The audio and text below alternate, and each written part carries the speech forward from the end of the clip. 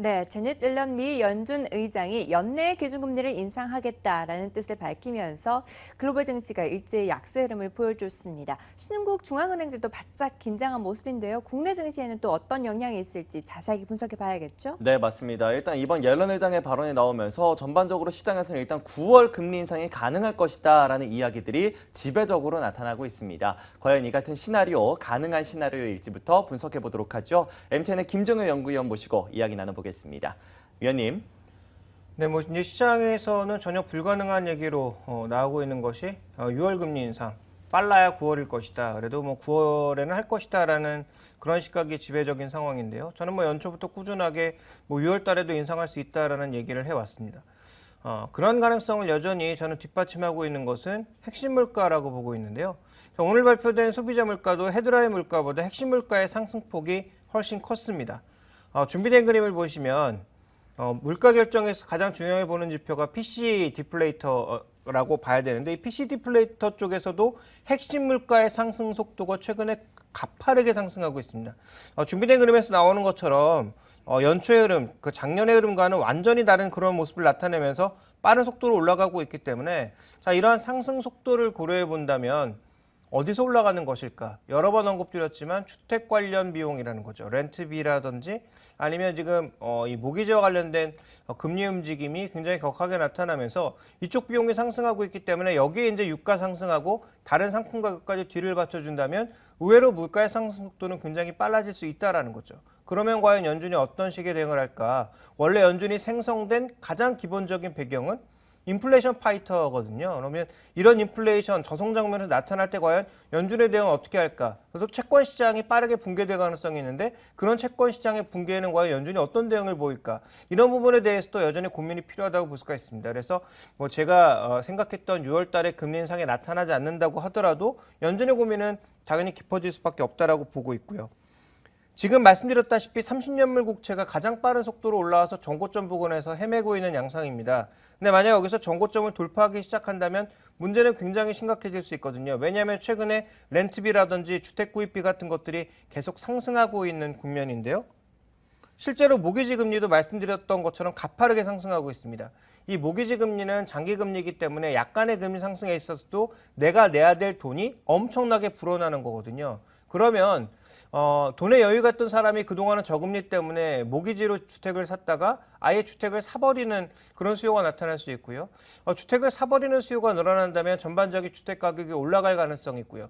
주택 가격이 올라가기 시작하면서 이것이 또 물가를 자극한다면 이게 또 채권 시장에 어떤 영향을 미칠지 좀 다각적인 이 분석이 필요합니다. 왜냐하면 집값이 올라간다는 건 향후 소비를 늘릴 수 있다는 관점에서 또 긍정적일 수 있지만, 이게 물가를 자극하게 되면 연준의 시각이 어떻게 나올 거냐, 이런 부분들에 대한 분석이 필요하거든요. 그래서 지금 현재 상황은 PC 핵심 물가, 즉 코어 물가가 상승하고 있다는 데 문제가 있는 것이고요. 이 코어 물가의 헤드라인 물가, 예를 들어서 유가라든지 식료품 가격과 같은 굉장히 변동성이 큰 물가까지 올라가기 시작한다면 과연 연준은 어떻게 대응할 거냐, 이 부분에 우리가 집중을 해봐야 될 것 같습니다. 네, 9월에 금리가 인상된다고 치더라도 국제시장이 흔들리는 등 연준의 고민은 계속 이어질 것으로 평가하고 계십니다. 자, 그렇다면 국내 시장에 또 어떤 영향이 있을지 함께 살펴봐야 될 텐데요. 아무래도 투자자들 미리 전략을 좀 짜봐야겠죠. 어떻게 평가하시나요? 네, 뭐 단기적인 영향은 뭐 크지 않겠죠. 결국은 경기 회복 속도가 빠를 거냐, 아니면 금리 인상 속도가 빠를 거냐, 이 두 가지를 놓고 싸울 건데, 지금까지 나온 연준의 시각을 보자면 적어도 경기가 좋아지는 속도보다 금리를 빠르게 올릴 가능성은 없어 보입니다. 그런데 여전히 변수는 물가라는 거죠. 물가가 너무 빠른 속도로 올라와 버리게 되면, 즉 금리 움직임보다 더 빠른 속도로 국채 가격이 폭락하고 이런 움직임이 나타나게 되면 연준의 대응도 달라질 수 있기 때문에 이 부분은 분명히 짚고 넘어가야 된다라고 보고 있고요. 현재 구간에서 우리가 좀 주목해 봐야 될 포인트는, 그렇다면 지금 현재 시장이 주목하고 있는 것은 유동성 과잉으로 인해서 종이돈에 대한 판단이 긍정적이었고, 또 성장하는 종목군들만 바라봤죠. 왜냐하면 디플레이기 때문에 우리가 성장하는 종목군들, 밸류에이션과 상관없이 성장하는 종목군들이 모두 올 베팅을 했습니다. 그런데 이제 이런 부분들이 깨질 수 있다는 거죠. 향후 물가가 올라가기 시작하고 그렇게 되면 인플레 쪽으로, 실물 쪽으로, 가치주 쪽으로 시장의 중심이 옮겨갈 가능성이 있다는 점에 주목해 볼 필요가 있을 것 같고요. 그렇다면 뭐 단기적으로는 여전히 중국 소비 관련주 국내 시장에서도 여전히 제약, 뭐 화장품 이런 것들이 강세를 보이겠지만, 시간이 가면 갈수록 금 ETF라든지 채권 쪽에서는 물가 연동체라든지 아니면 경기 민감주들의 흐름이 좀 더 강해질 수 있기 때문에 인플레에 연동될 수 있는 종목군들의 흐름을 2분기 이후부터, 그 2분기 지금 말로 가고 있으니까 아마 3분기 초반부터는 좀 더 주목해야 되지 않을까. 그래서 지금 아직까지는 포트폴리오의 중심이 말씀드렸던 중국 소비주를 중심으로 하는 성장주 쪽에 자리매김해 있지만 이쪽이 나오는 숫자보다 지금 주가의 상승 속도가 워낙 빠르기 때문에 시간이 가면 갈수록 우리가 금이라든지 실물 쪽의 흐름에 좀 더 관심을 가질 필요가 있지 않겠느냐 이렇게 보고 있고요. 최근에 펀드 동향에서 가장 관심을 가져야 될 것은 금 ETF와 함께 물가 연동체로의 관심이 계속 이어지는지 이 부분을 점검해 보셔야 될 것 같습니다.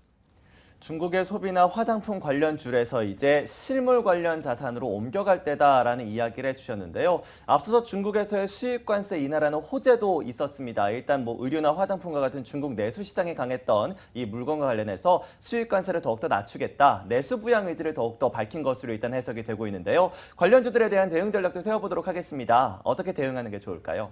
대응 호재죠. 관세가 이제 절반으로 줄어들게 되면 당연히 이제 물건을 파는 입장에서는 더 싸게 팔 수 있으니까 좋을 수밖에 없는 상황인데요. 문제는 아까도 방금 이제 전에 질문에서 언급드렸다시피 이 해당되는 의류, 화장품, 그다음에 헬스케어까지 포함을 해야 될까요? 이런 종목군들의 전반적인 지금 주가 동향이 실적의 상승 속도보다 빨랐던 것은 우리가 알았던 몰랐던 이런 숨겨진 호재들을 이미 충분히 주가에 반영하고 있다라고 봐야 되겠죠. 그래서 결론은 역시 한 가지입니다. 이들 종목에 대한 추가 매수 단기적으로 가능할 수 있겠죠. 또 오늘 시가부터 강력하게 뛰어서 시작할 수 있겠죠. 그런데 이것이 여러 가지 호재를 미리 선반영한 모습이기 때문에 오히려 재료의 노출, 우리가 흔히 얘기하는 루머가 사실이 되는 그 순간, 루머가 뉴스가 되는 그 순간이 어떻게 보면 매도의 순간일 수도 있습니다. 그래서 추가적인 상승 여력은 여전히 남아있다라고 보지만 이들 종목에 대한 추격 매수는 저는 여전히 뜯어 말리고 싶은 심정이고요. 이들 종목에 대한 투자 관점은 여전히 대장주를 중심으로 판단하시는 게 좋다라고 보고 있고요. 그나마 숫자가 나오는 대장주들까지 흔들려 버린다면 나머지 중소형주에 대해서는 미련 없이 차익을 실현하고 다른 쪽에 관심을 가지시는 것이 좀 더 마음 편하게 투자할 수 있지 않나. 그러니까 이들 종목을 지금 사는 것은 올라가더라도 마음이 불안하다라는 거죠. 언제 떨어질지 모르니까. 또 떨어지면 크게 떨어지리라는 것은 누구나 알고 있는 사실이니까 그런 불안한 마음을 안고 살 것인지는 자기가 리스크를 얼마나 테이크할 수 있는지, 또 시장에 얼마나 그동안 이런 급등 급락주에 대한 대응 관점을 잘 가져왔는지를 잘 따져보시고 판단해 보시기 바랍니다. 네, 이렇게 해서 지금까지 시장을 이끌어왔던 중국 소비 관련주들, 화장품주에 대한 전략까지 모두 다 세워봤습니다. 자, 이어서 전력 관련주들의 흐름도 보도록 하겠습니다. 앞서 저희가 오늘의 포인트를 통해서 미국과 그리고 우리나라의 전력 관련주들의 흐름을 일단 짚어본 바가 있었는데요. 글로벌 유틸리티주들의 흐름부터 보도록 하죠. 최근 어떤 양상 보여주고 있습니까? 글로벌 유틸리티주의 핵심은 뭐였냐면 안정적인 배당주라는 것입니다. 기본적인 배당 수익률이 전부 최근에 이제 전체 시장의 수익률보다 항상 높았던 게 이제 글로벌 유틸리티 종목의 특징인데요. 준비된 그림을 좀 보실까요? 준비된 그림을 보시면 아메리칸 일렉트릭 파워의 주봉인데요. 올해 들어서부터 주가가 그 전까지는 급등하다가 이번 올해 들어서 이제 급락하면서 횡보하기 시작했고요. 듀코 에너지도 마찬가지라는 거죠. 그 전까지 계속 신고가를 보이던 2014년 말까지 계속 밀어붙이던 주가 흐름이 올해 들어서 급격하게 이제 둔화된 것은 실적의 둔화 가능성도 있지만 더 중요한 건 배당 수익률이 떨어질 가능성. 그러니까 배당 수익률이 떨어지는 게 실적 문제도 있는데요. 금리가 올라가기 시작하면서 배당주들의 매력이 떨어지기 시작한 거죠. 그러니까 글로벌 시장에서 전력 산업의 흐름과는 상관없이 그동안 매력을 주었던 배당주들의 흐름이 금리가 올라가 버리니까 상대적으로 매력이 떨어지고요. 디플레 구간에서 성장주로 시장의 매기가 옮겨가면서 이들 종목의 탄력이 둔화되었다라고 볼 수가 있습니다. 그래서 글로벌 유틸리티는 지금 국가를 가릴 것 없이 전반적으로 부진한 모습을 보여주고 있는 것이 사실이고요. 원가의 감소에도 불구하고 배당 매력의 감소를 통한 시장이 이제 성장에 집중하는 그런 전략을 보이면서 이들 종목이 상대적으로 좀 죽어있는 모습이다. 글로벌 시장에서는 이렇게 볼 수가 있습니다. 네, 유틸리티 업종 하면 배당주들입니다. 그동안 줄곧 강세를 시현하다가 다시 올해 들어서 횡보 장세를 보여주고 있는데 금리 인상에 따라서 앞으로도 배당률도 줄어들 것으로 판단이 되고 있는 상황입니다. 자, 그런데 국내 증시에서 한국전력은 매번 실적 호조를 보여주면서 주가가 우상향하는 움직임을 보여주는데요. 과연 우리 시장에까지 그 큰 영향이 미치게 될까요? 네, 글로벌 시장과는 조금 다른 모습을 보일 가능성이 더 높죠. 왜냐하면 준비된 그림을 보시면 지금 비정상의 정상화, 그동안 과도했던 부채가 한전의 부지 매각을 통해서 어느 정도 정리되는 모습을 보여주고 있고요.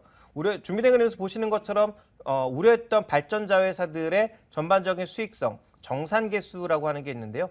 이런 것들이 좀 개선되는 모습을 나타내고 있습니다. 그래서 전반적으로 이제 실적이 좋아지고 있는 모습이고요.